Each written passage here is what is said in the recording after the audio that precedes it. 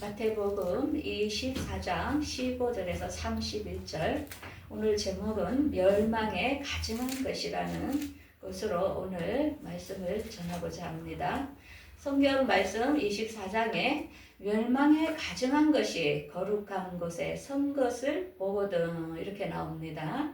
자, 여러분들 얼마큼 알고 있는가 제가 참고하기 위해서 이 멸망에 가증한 것이 무엇이라고 생각합니까?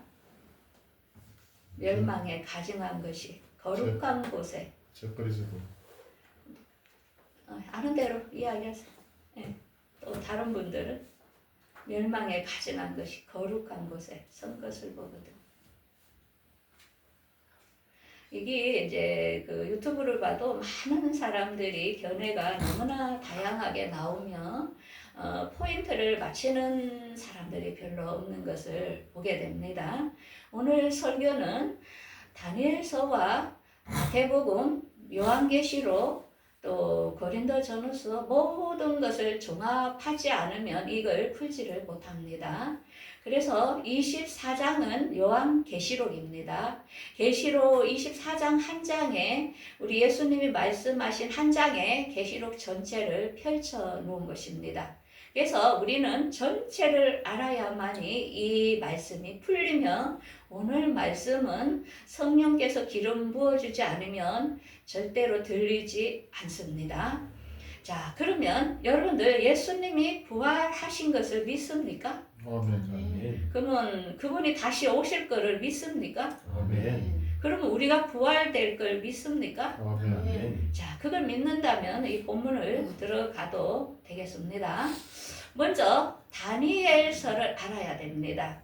다니엘서 9장 24, 27절에 보면은 다니엘이 그때에 이스라엘 나라가 바벨론으로 포로로 되어 갔다가 다시 페르시아가 이제 이렇게 정권을 잡게 되죠. 그래서 아수르의 아들 다리오가 이렇게 정권을 잡았을 때에 다니엘이 예레미야가 쓴 서신서를 보았어요. 그때에 뭐라고 적혀 있냐면 너희 나라가 이제 70년이 되면 해방이 되어 이스라엘로 다시 돌아갈 것이다. 이렇게 알았어요. 그래서 다니엘은 너무 기뻐하며 예루살렘을 향하여 항상 기도했던 분이죠. 그런데 다니엘이 그러면 우리 백성이 앞으로 언제 이렇게 자유로운 몸이 되겠습니까? 이렇게 이제 기도를 했어요. 그래서 다니엘의 20일 기도하면서 막 작정하고 들어가지요. 그런데 그때 이제 악한 것들이 막아가지고 기도가 빨리 응답이 안 됐지요. 그래서 나라에도 악한 영들이 지배를 한다는 것입니다. 그때 이제 페르시아 정권이 바뀌면서 그때 그 왕이 정말 하나님을 이렇게 전적으로 믿는 그런 왕은 아니었죠. 그러므로 기도에 많은 방해가 있는 것을 알 수 있습니다. 그때 하나님께서 다니엘에게 이스라엘의 회복에 대한 비밀을 이야기를 해줍니다. 천사로 통하여 앞으로 너희 나라가 70일에가 되면은 해방이 될 거다. 그때가 되면 너희들의 허물과 죄악이 끝이고 기름 부은 자, 의로운 자가 와서 통치하게 될 것인데 그거 누구라고요? 그때가 천년왕국, 예수님이 직접 이스라엘을 통치할 시간이 온다는 것입니다. 그러면서 이 70일에 대하여 이렇게 이야기합니다. 예루살렘을 증건하라는 날 때부터, 영이 날 때부터 기름 부은 왕이 올 때까지 7이레와 62이레가 될 것이라. 그러면서 62이레가 지나면 기름 부은 자가 끊어지고 그 다음에는 그 성이 또 무너지게 되는데 그 성에 무너지게 한 사람은 홍수에 휩쓸려 그 사람 죽을 것이며 앞으로 계속 그 땅에 전쟁이 있어서 항폐하게 될 것이라. 그러면서 27절이 중요한 거는 한 일에, 이거는 한 일에는 요한계시록의 7년 대환란을 말하는 것입니다. 그래서 많은 신학과 구약과 많은 목사님과 선지자들이 이 말씀을 가장 귀하게 여기는데요. 한 일회를 적그리스도가 잡으면은 한 일의 절반의 제사와 예물을 금지할 것인데 그때에 가증한 것이 날개를 의지하여 설 것이며 이건 뭐냐? 적그리스도와 거짓 선지자가 합작을 해서 이것을 멸망에 가증한 것을 세울 수 있도록 만든다는 것입니다. 그런데 그 뒤에 후 3년 반 진노가 계속 있을 것이다. 이제 이렇게 이야기합니다. 그럼 이렇게 들으면 여러분들 이해가 잘 안 됩니다. 도표로 한번 보겠습니다.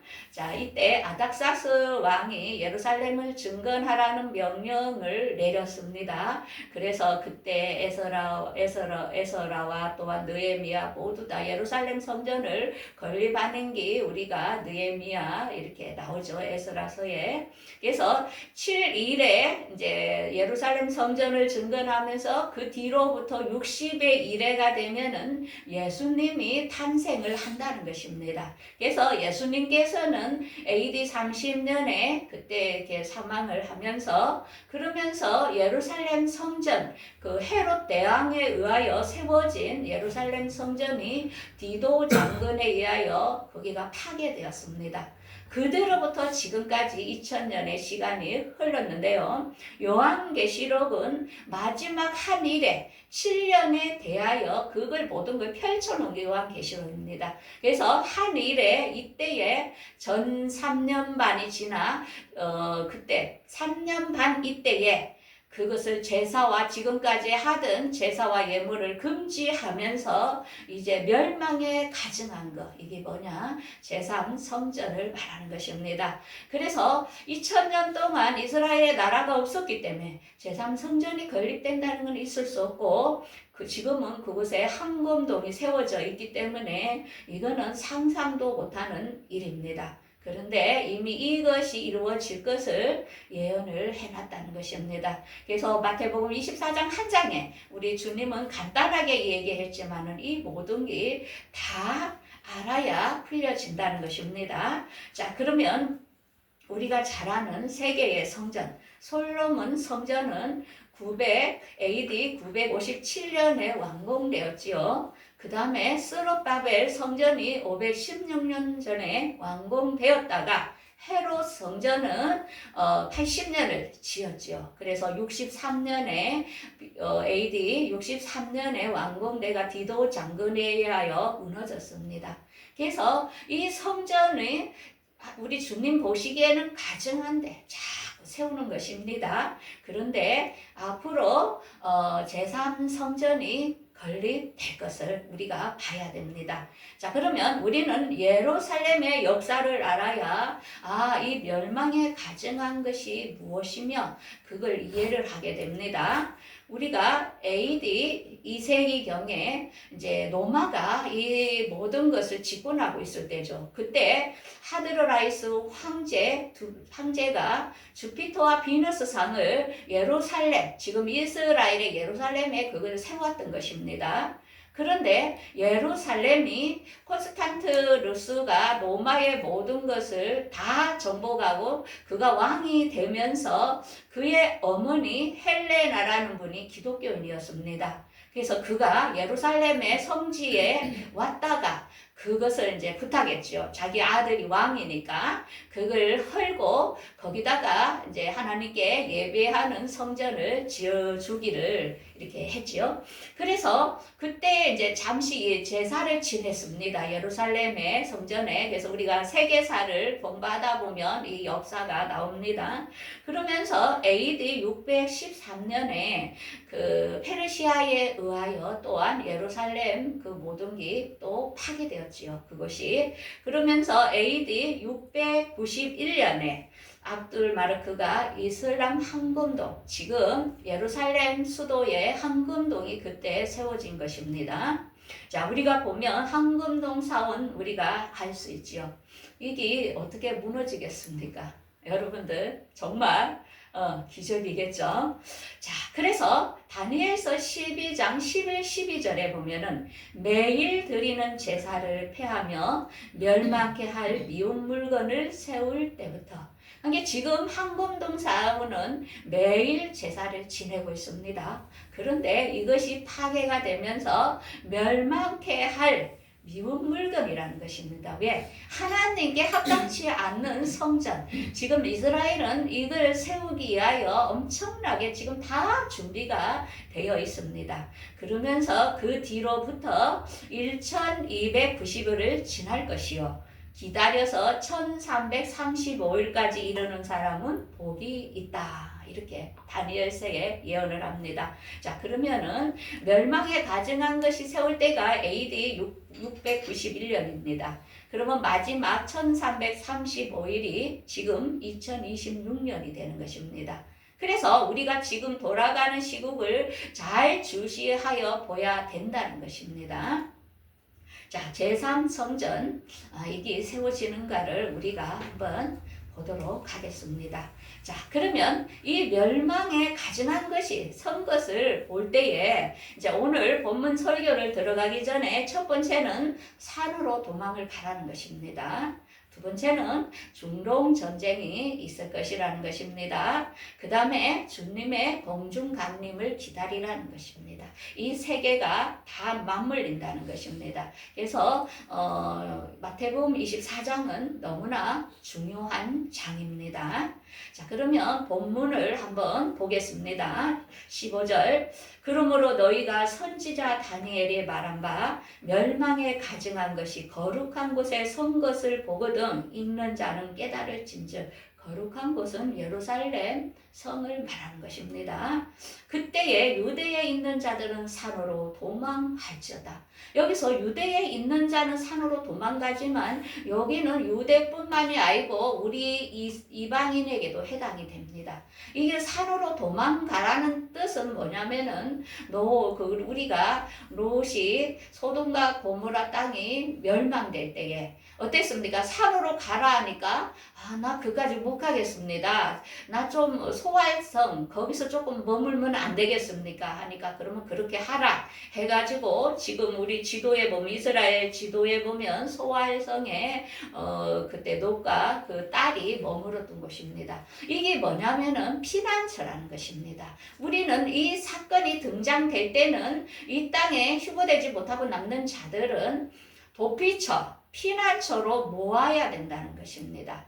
그래야 살 수 있다는 것입니다. 자, 그러면서 이 말은 요한계시록 이 뜻이 요한계시록에도 같이 다 예언되어 있다는 것입니다. 계시록 12장 6절에 그 여자가 광야로 도망하며 거기서 1260일 동안 그를 양육하게 하여 하나님께서 예비한 곳이 있더라. 이건 뭐 여자는 교회라는 것입니다. 휴거되지 못하고 남은 자들 이들은 그 3년 반 앞으로 적그리스도가 이 세계를 통치할 때에 도피처 같이 피난처의 보호를 받아야 된다는 것입니다. 그러면서 본문 17절에 지붕 위에 있는 자는 집안에 있는 물건을 가지러 가지 말며 밭에 있는 자는 겉옷을 가지러 뒤로 돌이키지 말지어다. 이 모든 거는 비유로 해놨기 때문에 비유가 풀리면 아주 쉽습니다. 지붕 위에 있다는 건 뭐냐? 휴거될 자들, 믿음으로 이미 말씀으로 준비된 자들을 말하고 밭에 있다는 건 뭡니까? 남는 자들. 밭에 있는 자, 겉옷은 뭐냐? 율법의 행위에서 벗어나지 못하고 우리가 믿음은 있지만 혼적인 믿음이 있어요. 성령을 받지 못해서 하나님의 휴거가 깨달아지지 않고 믿어지지 않는 자들 두 분류. 모든 성경은 두 분류로 해놨기 때문에 우리가 금방 알 수 있습니다. 그러면서 그날에는 아이벤 자들과 젖먹이는 자들에게 화가 있다. 그래서 성경은 좋은 씨 알고 가라지와 쭉정이, 요거는 가라지와 쭉정이라는 것입니다. 왜? 아이 배지 못했다는 건 뭐냐? 이게 출산을 해야 되는데 말씀이 약해가지고 아직 새 생명으로 잉태되지 못한 자들, 젖먹이는 자들 뭐 없습니까? 아직 너무 어린 애들, 이들은 다 죽는다는 것입니다. 그래서 우리가 성경을 이렇게 말씀을 전하는 것은 여러분들 안에 하나님의 말씀을 담으라는 것입니다. 어린아이와 아이벤 신앙에서 잊지 말라는 것입니다. 여기는 가라지, 그 다음에 쭉정이. 알곡이었는데 말씀이 없어서 쭉정이가 된다는 것입니다. 그래서 주님은 아주 쉬워요. 세 가지로 다 갈라놨다는 것입니다. 그러면서 본문 20절에 너희가 도망하는 일이 겨울이나 안식일에 되지 않도록 하라. 자, 그러니까 이 땅에 있는 사람은 뭐 예수님이 겨울에 올라나? 이러면서 겨울을 준비해야 된다 이러는데 아주 그 무식한 소리를 합니다. 우리는 주님께서 7대 절기를 항상 이야기를 했습니다. 이 겨울은 언제냐면 수정절이 들어갑니다. 12월 달. 안식일은 영원한 새 땅에 들어가는 때를 말합니다. 그러면 장막절까지 나팔절, 초실절, 장막절까지 추수가 다 끝나는데요. 여기에 해당이 안 된다는 것입니다. 우리가 나팔절은 공중강림에 올라갈 사람, 속죄절은 지상재림에 부활될 사람, 초막절은 천년왕을 이 땅에서 살아야 될 사람 이라는 것을 다 분류를 해놨죠. 그래서 여기에 아무것도 해당이 안 되는 사람, 이는 가라지들을 말하는 것입니다. 자, 그러면서 21절, 이는 그때에 큰 환란이 있겠습니다. 창세로부터 지금까지 이런 환란이 없었고 그 후에도 없으리라. 그날들을 감하지 아니하면 모든 육체가 구원을 얻지 못할 것이나 그러나 택하신 자들을 위하여 그날을 감하시리라. 이게 중동전쟁을 말하는 것입니다. 그래서 이거는 중동전쟁은 창세 이후로 이런 전쟁은 없었습니다. 왜냐하면은 옆에 보듯이 그 로봇, 킬러 로봇이 등장해서 싸운다는 것입니다. 이거는 무자비하게 죽일 것, 3분의 1을 죽일 것을 이야기하고 있습니다. 그래서 우리가 이 전쟁을 우리가 잘 주시를 해야 된다는 것입니다. 자, 그러면 여기 마태복음만 해놓으면 우리가 못 믿겠지요. 요한계시록 9장 14, 15절에 6채 나팔 부니까 유브라데스 강에 결박된 천사를 놓아주니까 천사가 이제 악의 천사들이 놓이니까 어떻습니까? 전쟁이 일어나면서 중동 지역의 3분의 1이 죽을 것을 계시록에 이미 예언을 해놨습니다. 자, 그러면서 그때가 되면은 이 세상은 너무나 혼란스럽겠지요. 그러면서 사람들이 이제 종교에 대하여 엄청나게 이제 막 그때 되면 주님이 오신다는 걸 어느 정도 압니다. 사람들이. 그러니까 거짓 선지자 막 이런 사람들이 많이 나타나겠죠. 그게 23절에 이렇게 이야기하죠. 그때의 사람이 너희에게 말하되 보라 그리스도가 여기 있다 혹 저기 있다 하도 믿지 말고 거짓 그리스도들과 거짓 선지자들이 표적과 기사를 보여 할 수만 있으면 택하신 자들을 미혹하게 되리라. 보라 나는 너희에게 미리 말하였다. 강야에 있다 하여도 골방에 있다 하여도 나가지 마라.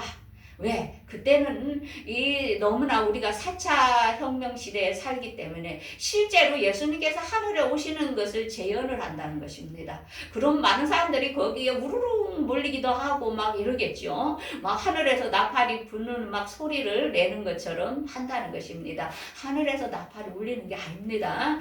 그런데 현혹되지 말라는 것입니다. 가만히 계시면 됩니다. 가만히. 어느 곳에도 미혹되지 말고 막 어떤 기사가 일어난다 해도 절대로 눈 하나 깜짝하지 말라는 것입니다. 왜? 우리 안에 주님이 우리 성령으로 우리 안에 계시기 때문에 우리 안에서 말씀을 통하여 같이 인지, 코드가 알려진다는 것입니다. 그렇기 때문에 우리가 말씀을 담는 것입니다. 우리 안에서 일어나는 역사입니다. 그러면서 번개가 동편에서 나서 서편에서 번쩍임 같이 인자의 임함도 그라이라 순식간에 일어난다는 것입니다. 그러면서 28절 죽음 있는 곳에 독수리들이 모일 것이니라. 이거는 이제 후 3년 반을 들어가는 시점을 말합니다. 죽음 완전히 후 3년 반에는 대접 재앙이 터지는 시기인데요. 그때 많은 죽음의 천사들, 죽음을 예비한 천사들, 독수리들이 모이게 되는. 그리고 재앙이 얼마나 크냐면 계시록 16장 1, 2절에 보면 일곱 천사가 말하되 너희는 가서 하나님의 진노의 일곱 대접을 땅에 쏘라. 대접을 쏘도니까 짐승의 표를 받은 사람과 우상에게 경배한 자들에게 악하고 독한 종기가 나더라. 여러분들 절대로 칩을 넣으면 안 된다는 게 왜? 그 표, 매매표를 넣은 사람에게는 분명히 독한 종기와 그 다음에 그들은 죽습니다. 기계 인간이 되는 것입니다. 그래서 우리 주님이 이렇게 경고를 하는 것입니다. 그래서 분명히 우리 주님은 여섯째 나팔 중동전쟁이 일어나고 일곱째 나팔 그 전에 주님이 나팔절에 오실 것을 우리에게 보여주고 있습니다. 그러면서 29절 그날 한란 후에 즉시 해가 어두워지며 달이 빛을 내지 아니하며 별들이 하늘에서 떨어지며 하늘의 권능들이 흔들리리라. 자, 우리는 성경을 볼 때에 해, 달, 별 이러면은 항상 비유가 뭐냐? 해는 믿음의 자녀, 달은 율법의 선지자, 별은 달과 해에서 그들의 복음과 율법을 통하여 구원 얻을 하나님의 자손들, 아브라함의 자손들을 말하는 것입니다. 그러면 여기서 별들이 떨어진다는 건 뭡니까? 타락되어 죽을 자들, 3분의 1이 죽을 것을 말하고 있습니다. 그래서 중동 지역에 이렇게 아브라함 자손 중에 3분의 1이 죽을 것을 말하고 있습니다. 그러면서 30절에 그때의 인자의 징조가 하늘에서 보이겠고 그때의 땅의 모든 족속이 통곡하며 인자가 구름을 타고 능력과 영광으로 오는 것을 보리라. 그러면서 큰 나팔 소리와 함께 천사들을 보내리니 그의 택하신 자들을 하늘 이끝에서 적극 사방에서 모으리라. 우리가 민수기 할 때에 나팔 부는 게 다 틀렸죠. 해중을 모일 때, 그 다음에 행진할 때, 또 성회가 있을 때, 그 나팔들이 다 그때 그 율법은 우리가 일어날 것을 다 이미 암시하는 것을 우리가 알 수 있습니다.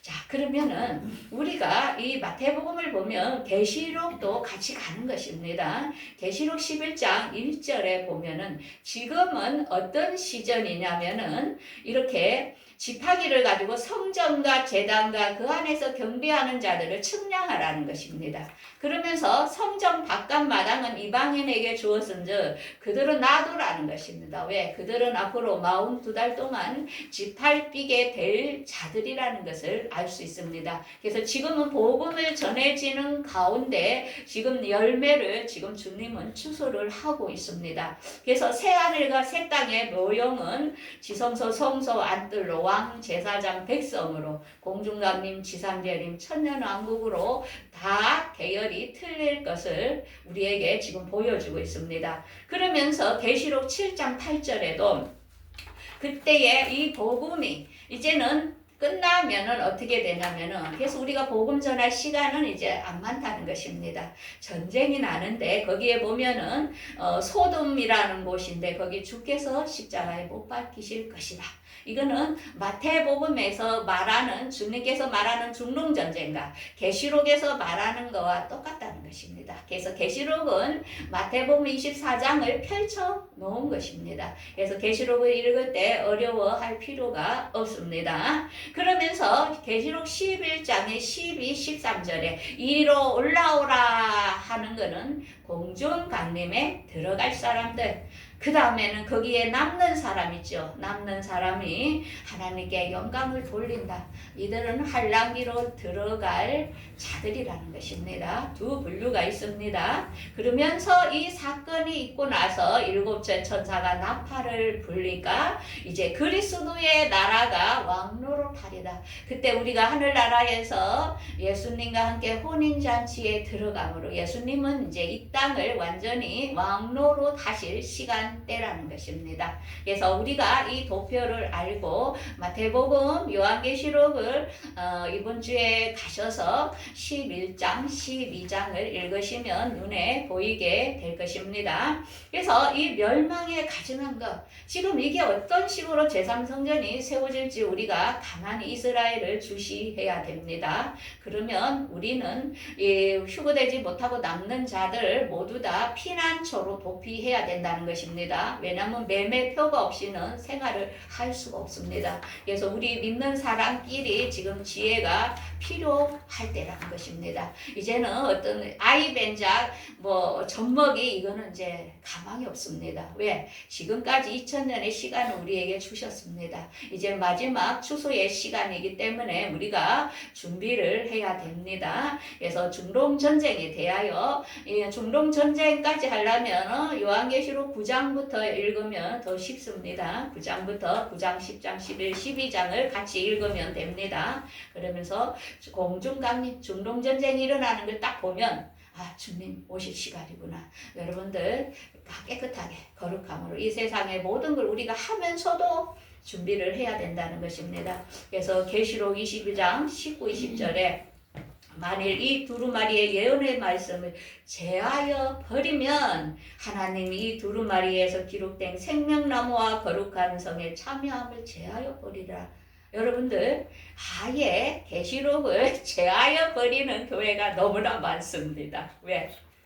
아예 이러면 어떤다고요? 거룩한 성에 못 들어간다는 것입니다. 그 교인은 다 영적으로 무지하다는 것입니다.